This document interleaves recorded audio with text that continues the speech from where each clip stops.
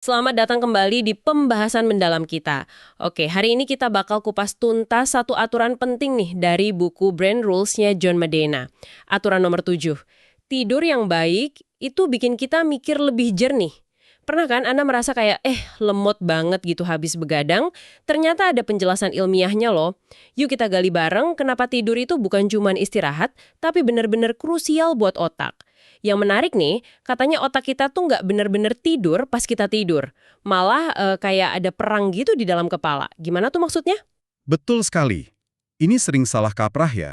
Banyak yang ngira otak itu istirahat total, mati suri gitu pas tidur.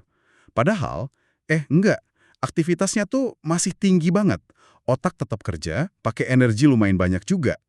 Jadi pertanyaannya, kalau bukan buat istirahat total, terus ngapain dong otak kita semalaman? Wah, jadi pas kita bangun terus seger itu bukan karena otaknya baru on lagi ya, tapi emang hasil dari proses aktif gitu. Tepat. Jadi, bayangin aja di kepala Anda, itu ada dua kekuatan atau sistem yang bisa dibilang saling bertarung terus-menerus, siang dan malam. Pertama, ada sistem pemicu sirkadian, kita sebut aja proses C. Ini kayak dorongan buat terus melek sesuai jam biologis kita. Kedua, ada dorongan tidur homeostatis atau proses S. Nah, ini yang bikin rasa kantuk numpuk terus semakin lama Anda terjaga. Pertarungan antara dua pasukan ini, proses C dan proses S, itu yang ngatur siklus tidur bangun kita secara alami. Ah, oke oke. Mungkin ini ya yang bikin kita suka ngantuk banget sekitar jam 3 sore, yang di buku disebut nap zone itu. Saya sering banget tuh ngalaminnya. Bisa jadi, di jam-jam segitu, pertarungan antara proses C sama proses S ini mungkin lagi imbang. Atau tekanan proses S lagi kuat banget. Dan memang performa kognitif kita, kemampuan berpikir kita, itu biasanya agak turun di jam-jam itu. Terus gimana dong? Katanya Presiden Lyndon B. Johnson aja rutin tidur siang 30 menit ya? Nah, itu dia solusinya. Tidur siang singkat itu efeknya luar biasa loh. Ada studi dari NASA. Ini terkenal banget.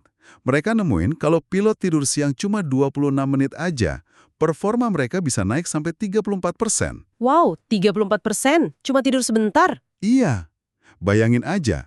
Buat Anda, ini bisa jadi cara simple buat naikin produktivitas di sore hari kan? Cukup power nap aja. Ngomong-ngomong soal pola tidur, ada kan ya orang yang tipe pagi banget, seger gitu bangun pagi. Tapi ada juga yang baru produktif kalau udah malam. Ini ada hubungannya sama yang namanya chronotype, iya kan? Betul sekali. Chronotype itu kayak jam biologis internal kita yang udah bawaan lahir gitu. Ada tipe larks, si burung pagi. Mereka ini gampang bangun pagi, kadang tanpa alarm, dan paling seger ya pagi hari. Terus lawannya, Lawannya tipe owls, si burung hantu. Nah, mereka ini biasanya butuh alarm buat bangun, baru panas mesinnya pas malam, dan tidurnya cenderung larut. Tipe owls ini seringkali lebih rentan kena utang tidur, soalnya jadwal kerja atau sekolah kan umumnya lebih ramah buat larks ya. Tapi penting diingat, kebutuhan tidur tiap orang itu unik banget, bisa berubah juga seiring usia atau kondisi kesehatan.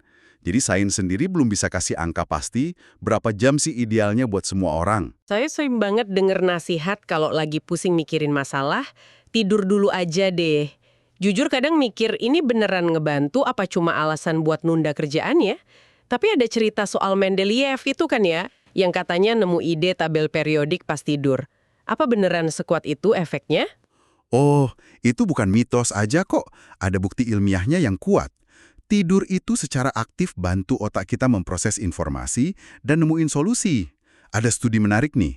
Mereka kasih soal matematika ke peserta.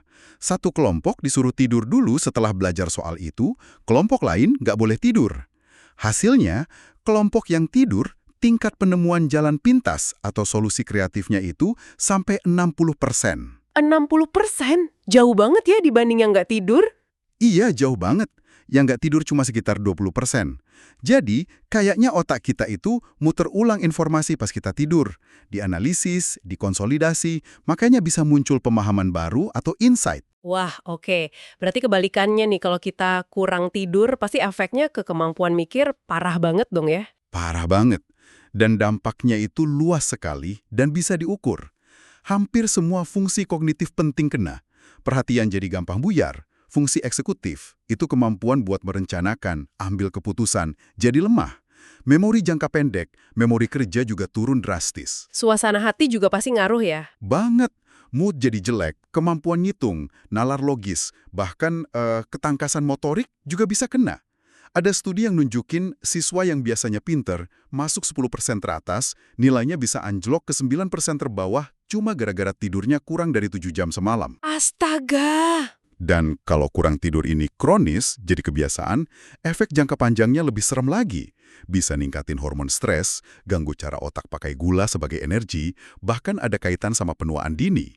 Jadi ini bukan cuma soal ngantuk biasa. Oke, jelas banget sekarang. Tidur itu sama sekali bukan aktivitas pasif atau buang-buang waktu ya. Ini fungsi biologis yang super penting yang ngebentuk cara kita belajar, ngingat, dan mikir. Jadi ingat ya Anda, ada perang antara proses C dan S di kepala kita, ada manfaat luar biasa dari tidur siang singkat, tiap orang punya tipe tidur uniknya sendiri, dan otak kita itu kerja keras pas kita tidur. Nah, sebagai penutup mungkin, coba deh Anda renungkan sebentar.